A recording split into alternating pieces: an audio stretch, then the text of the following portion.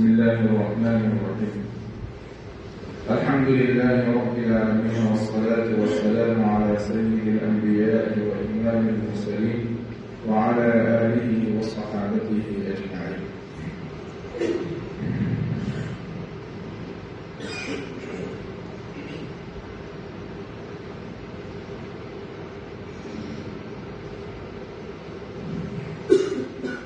قال الإمام ابن ماجه رحمه الله: حدثنا إبراهيم بن المنذر قال حدثنا حفص قال حدثنا أبو الزناد عن الأعرج عن أبي هريرة رضي الله تعالى عنه أنه قال: قال رسول الله صلى الله عليه وسلم: يا أبا هريرة، تعلموا الفرائض وعلموه فإنه نصف العلم وهو ينسى وهو أول شيء ينزع من أمتي. حضرت ابو ہریرہ رضی اللہ تعالیٰ عنہ کی یہ حدیث ہے. وہ فرماتے ہیں کہ اللہ کے رسول صلی اللہ علیہ وسلم نے ارشاد فرمایا کہ ابو ہریرہ، علم فرائض سیکھو اور لوگوں کو سکھاؤ. حضرت ابو ہریرہ رضی اللہ تعالیٰ عنہ اللہ کے رسول صلی اللہ علیہ وسلم کے مدرسے کے ممتاز اور جینیس طالب علم اور اسٹوڈنٹ تھے. ہر وقت صفے پر پڑے رہتے تھے. مکہ کے باشندے تو تھے نہیں، مدینہ کے باشندے تو تھے نہیں، وہ تو یمن کے رہنے والے تھے، قبیلہ دوس کے آدمی تھے. سن ہجری 7 میں یعنی اللہ کے رسول کی وفات سے تقریباً 4 سال پہلے وہ ایمان لائے تھے. اللہ کے رسول صلی اللہ علیہ وسلم کے پاس ہی رہتے تھے. ہر جگہ جہاں علیہ السلام جاتے آتے سائے کی طرح ساتھ رہتے اور جو کچھ بھی سنتے اسے یاد کر لیتے تھے. آپ علیہ السلام نے انہی کی طرف توجہ فرما کر مخاطب بنا کر انہی سے یہ کہا تھا کہ ابو ہریرہ، علم فرائض سیکھو. علم فرائض کا مطلب کیا؟ علم فرائض یعنی میراث کا علم سیکھو. مرنے والا جب مر جاتا ہے اس کی جو بھی جائیداد ہوتی ہے، اس کا جو بھی مال و اسباب ہوتا ہے، اس کو قرآن و حدیث میں کس طرح تقسیم کرنے کے لیے کہا گیا ہے اس کو سیکھو. چونکہ اس میں ایک حصہ فرائض کے قبیل کا ہوتا ہے اور فرائض فرض سے لیا گیا ہے، اور فرض کے معنی ہوتے ہیں طے کی ہوئی بات، متعین بات.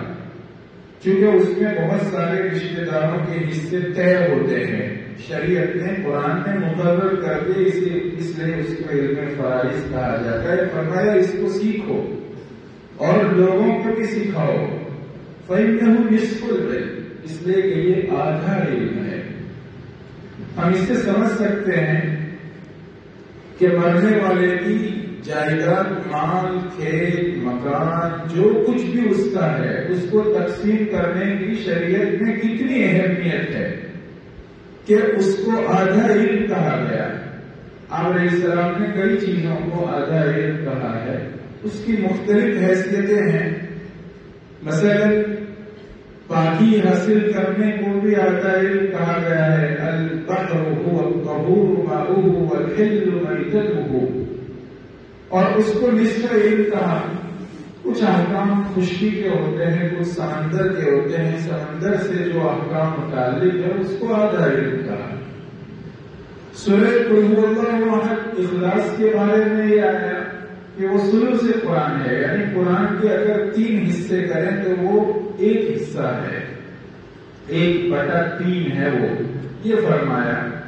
مختلف باتیں کہی گئی ہیں مفسرین کی طرف سے. مثلا ایک یہ کہ بنیادیں اسلام میں 3 ہیں. ایک تو توحید ہے، اللہ کو بس ایک ماننا. دوسری چیز ہے رسالت، اللہ کے رسول پر آخری رسول ہونے کی حیثیت سے ایمان لانا. اور تیسری چیز آخرت. 3 بنیادیں ہیں. اس میں سورہ اخلاص میں توحید کا بیان ہے، تو 3 بنیادوں میں سے ایک کا بیان ہے. اس لیے اس کو قرآن کا تیسرا حصہ بتایا گیا. کہ جتنا قرآن ہے اس میں جو کچھ 3 بنیادیں بیان ہوئی اس میں سے ایک بنیاد اس صورت میں اللہ تعالیٰ نے بیان کی ہے۔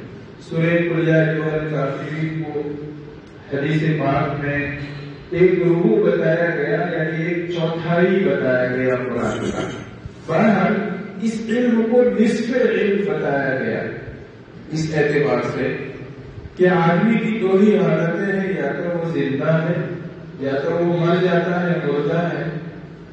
تو کچھ احکام تو زندگی سے تعلق رکھنے والے ہیں، کچھ احکام میت ہو جانے کے بعد سے تعلق رکھنے والے ہیں۔ تو یہ علم فرائض ہے وہ میت ہو جانے کے بعد، مرنے کے بعد کے احکام سے تعلق رکھنے والا علم ہے۔ اس وجہ سے یہ 2 علموں میں سے آدھا علم ہے، لیکن اس سے اس کی اہمیت کا پتہ چلتا ہے کہ آپ علیہ السلام نے فرمایا کہ اسے سیکھو، اسے سکھاؤ۔ یہ آدھا علم ہے اس لیے کہ زندگی میں بھی اس کی ضرورت پڑے گی، اور مرنے والا جب مر جائے گا تو بھی اس کی ضرورت پڑے گی۔ فَإِنَّهُ نِصْفُ الْعِلْمِ وَهُوَ يُنْسَى، اور یہ بھلا دیا جائے گا۔ وَهُوَ أَوَّلُ شَيْءٍ يُنْزَعُ مِنْ أُمَّتِي، اور یہ پہلا علم ہوگا جو میری امت سے کھینچ لیا جائے گا۔ اسے اس کے اہمیت کا پتہ چلتا ہے۔ اور شریعت کا تعلق عبادتوں سے بھی ہے، توحید سے بھی ہے، عقائد سے، اخلاقیات سے بھی ہے، معاشرت سے بھی ہے، معاملات سے بھی ہے۔ بار بار اسے اس لیے بیان کیا جاتا ہے کہ اس میں بڑی کوتاہی برتی جاتی ہے۔ ہم میں سے جو نماز پڑھتے ہیں وہ عبادت کے شعبے کے اس ایک حصے پر عمل کرتے ہیں۔ بڑی اچھی اور بڑی خوبی کی بات ہے، جس کی نماز اچھی اس کے دین کے سارے شعبے اچھے ہو جاتے ہیں۔ جو معاملات کا پکا ہوتا ہے وہ دین کے اس حصے کا پکا ہوگا، جو معاشرت کا پکا ہوتا ہے وہ دین کے اس حصے کا پکا ہوگا۔ سب کچھ ہے، لیکن اگر مرنے والے بھی مر جانے کے بعد اگر اپنے بھائیوں کے حق نہیں دیتا، اگر اپنی بہنوں کا حق نہیں دیتا، یعنی مرنے والے کی اولاد کا حق نہیں دیتا، مرنے والے کی بیوی کا، اپنی ماں ہو یا پھر اس کی دوسری بیوی ہو باپ کی، اس کے حقوق نہیں دیتا، تو وہ دیندار نہیں ہے، چاہے وہ اپنے آپ کو دیندار سمجھتا ہے۔ صرف نماز روزوں سے آدمی دیندار نہیں بنتا، سارے شعبوں کو اختیار کرنے سے آدمی دیندار بنتا ہے۔ یا ایھا الذین آمنوا ادخلوا فی السلم کافہ، اے ایمان والو پورے دین میں داخل ہو جاؤ۔ یہ لے لیا، وہ لے لیا، صرف منہ سے آدمی نہیں بنتا، صرف ہاتھ سے آدمی نہیں بنتا، صرف پیر سے آدمی نہیں بنتا، صرف دماغ سے آدمی نہیں بنتا، سارے اعضاء برابر ہوں گے تو آدمی بنتا ہے۔ اس لیے دین کے تمام شعبوں پر عمل کرنے سے آدمی دیندار بنتا ہے۔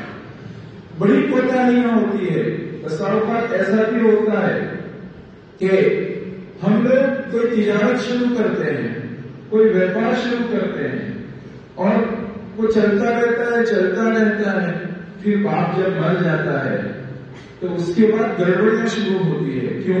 اس لیے کہ پہلے سے ساری چیزیں طے نہیں ہوتی کہ جو بھی دھندے میں لگا ہوا بیٹا ہے وہ کس حیثیت سے لگا ہے۔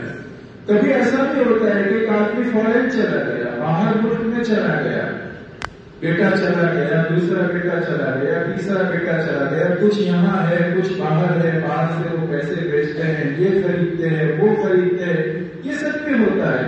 پھر ایک مدت ایسی آتی ہے کہ ایک بیٹا کہتا ہے کہ یہ سب میرا ہے، دوسرا کہتا ہے کہ فلاں میرا ہے، تیسرا کہتا ہے کہ فلاں، بڑے جھگڑے ہوتے ہیں۔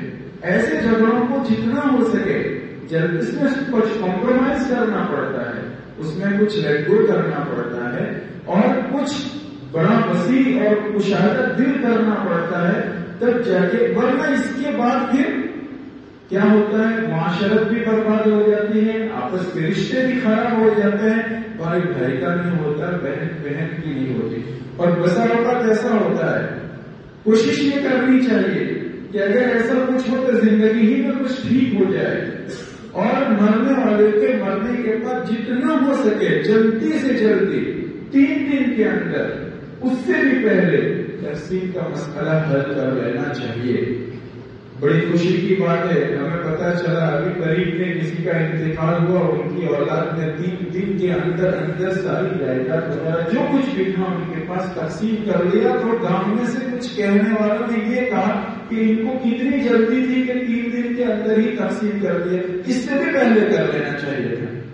ہمیں شریعت کے باب میں کوئی ایسی بات نہیں کہنی چاہیے جس کی وجہ سے ہمیں کل جواب دینا بھاری ہو جائے. نبی کریم صلی اللہ علیہ وسلم نے ارشاد فرمایا بعض مرتبہ آدمی ایک بول بولتا ہے لا یبالی، اس کی پرواہ بھی اس کو نہیں ہوتی، لیکن اس کی وجہ سے جہنم کا مستحق ہو جاتا ہے. میں شریعت خود ہم نے ہمارے والد مرحوم اللہ ان کی مغفرت فرمائے، ان کے انتقال کے بعد 3 دن سے پہلے سب تقسیم کر دیا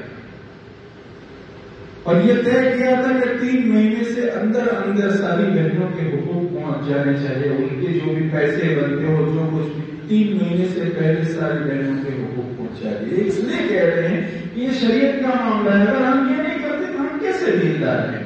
اس لیے ہمیں پوری کوشش کرنی چاہیے کہ جتنا ہو سکے جلدی سے جلدی سارے حق والوں کے حقوق پہنچ جائیں، جس کے نام پر جو کچھ آتا ہے وہ پہنچ جائے. اگر کسی وجہ سے کوئی جھگڑا ہے تو کسی عالم کے پاس، کسی مفتی کے پاس جا کر اپنی بات رکھ کے اس کو سالو کر لینا چاہیے. اس جھگڑے کو آگے اپنی اولادوں تک نہیں پہنچانا چاہیے. اور ایک بات اور ہے، ہم میں سے بہت سارے لوگ ایسا کرتے ہیں کہ 5 آدمی جس کو پنچ کہا جاتا ہے ان کو بٹھا دیا جاتا ہے. ان میں سے بہت سارے لوگ تو ایسے اچھے ہوتے ہیں کہ وہ شریعت کی روشنی میں تقسیم کرتے ہیں جس کے حصے میں جو آتا ہے، لیکن بہت سارے لوگ ایسا بھی سننے میں آتا ہے کہ ایسے ہوتے ہیں کہ وہ کہتے ہیں اس کو یہ دے دیا جائے، اس کو وہ دے دیا جائے، اس کو ایسا کر دیا جائے، اس کو ویسا کر دیا جائے. کیا یہ ہمارا آپ کا دین ہے؟ ہم اور آپ نبی ہیں. اسلام اور ایمان تو وہ ہے جو اللہ کے رسول نے سکھایا ہے، جو قرآن نے سکھایا ہے. اگر ہم بھی عمل کریں گے تو غیر مسلم عمل کرنے آئیں گے. پھر پوری دنیا میں جب فساد ہوتا ہے تو ہم یہ سوچتے ہیں کہ ہمارے دین پر یہ ہو گیا وہ ہو گیا، ہم پر یہ کیا جائے، تاکہ ہم اپنے دین پر کتنا عمل کرتے ہیں. اس وجہ سے پنچ والوں کو بھی چاہیے کہ وہ جس طرح بھی تقسیم کرنا ہے، جس کو جو دینا ہے، وہ شریعت کی روشنی میں مفتیان کرام کے پاس جا کر اپنی بات رکھے کہ ہم لوگ اس طرح چاہتے ہیں شریعت کی روشنی میں اس کی کتنی گنجائش ہے. اگر یہ ہم کرتے ہیں تو ہم دیندار ہیں، ورنہ ایک کو ناپا جائے گا. اس لیے کہ یہ معاملات ہے رب کعبہ کی قسم، اس میں سے ایک دانہ بھی معاف ہونے والا نہیں ہے. اللہ تبارک و تعالیٰ اس کا ایک چیز کا حساب لے گا، اور وہاں جب حساب دینے کے لیے آئے گا تو یوم یفر المرء من اخیہ وامہ وابیہ وصاحبتہ وبنیہ، وہ دن ایسا ہوگا کہ بھائی اپنے بھائی سے بھاگے گا، باپ اپنی اولاد سے، اولاد اپنے ماں باپ سے بھاگے گا، شوہر اپنی بیوی سے بھاگے گا اور بیوی اپنے شوہر سے بھاگے گی. لکل امرئ منہم یومئذ شأن یغنیہ، وہ دن ایسا ہوگا کہ ہر ایک اپنی حالت میں پریشان ہوگا، کوئی کسی کو کچھ بھی دینے والا نہیں ہے. اور یہاں سب کچھ کیا ہوگا لیکن اکل مال هذا وسفك دم هذا وضرب هذا فيعطى هذا من حسناته وهذا من حسناته. کسی کا مال کھا لیا ہوگا ناحق کا، کسی کو مارا ہوگا، گالی دی ہوگی، برائی کی ہوگی، یہ سب اللہ تبارک و تعالیٰ کے یہاں سامنے ہوگا. سب اللہ تعالیٰ کے سامنے ہوگا. اللہ تبارک و تعالیٰ کے حضور میں جب پیشی ہوگی اس وقت اس کی نیکیاں حق والے کو دے دی جائے گی اور پھر بھی ختم ہو جائے گا تو اس کے گناہ اس پر لاد دی جائے گی اور جہنم میں تو اس کو جہنم میں پھینک دیا. اس لیے جو کچھ بھی ہمیں کرنا ہے یہی کرنا ہے میرے بھائیوں، دوستوں، بزرگوں. اس لیے اس کی طرف توجہ دلائی جاتی ہے کہ جتنا اہتمام ترکے اور میراث کے تقسیم کرنے میں ہونا چاہیے ابھی ہمارے یہاں وہ اہتمام نہیں ہے. جس کا جو حق ہے وہ اس کو دینا ضروری ہے. اگر ہم ایسا نہیں کرتے، اپنی اولاد کے لیے یہ کوشش کرتے ہیں کہ میری اولاد کو زیادہ مل جائے، بعد میں چل کر جب میں نہ رہوں میں بہت سارا اپنے بھائیوں کے حصے کا بھی بٹور ہوتا ہے کہ میری اولاد کو کچھ بچ جائے، کچھ مل جائے. تمہاری اولاد وہاں تمہیں کام آنے والی نہیں ہے. تمہارے اعمال اور دین پر چل کر تم کو وہاں کام آئے گا. اللہ تعالیٰ نے اس کی توفیق سعادت عطا فرمائے، اور میراث کے جو حقوق کے مسائل ہے اس کو جان تحقیق کے سارے حقوق ادا کرنے کی توفیق و سعادت عطا فرمائے۔